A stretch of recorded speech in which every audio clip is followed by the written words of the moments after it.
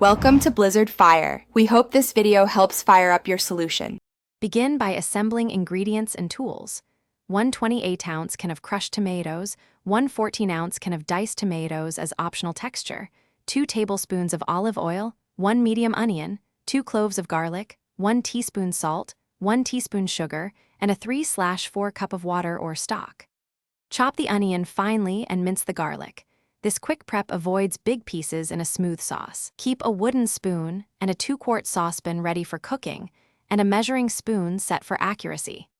Heat 2 tablespoons olive oil over medium heat in a 2-quart saucepan until it shimmers but does not smoke. Add the chopped onion and cook, stirring, until translucent, about 3 to 5 minutes.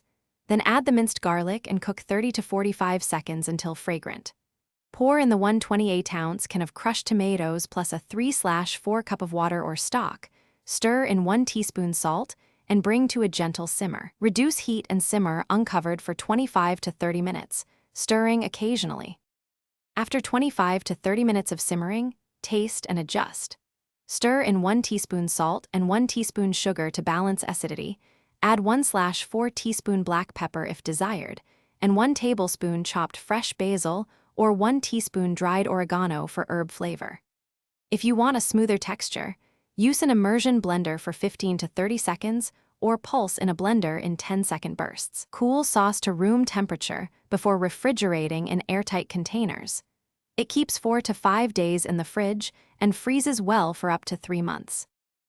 Thanks for watching. If you found this helpful, don't forget to like and subscribe.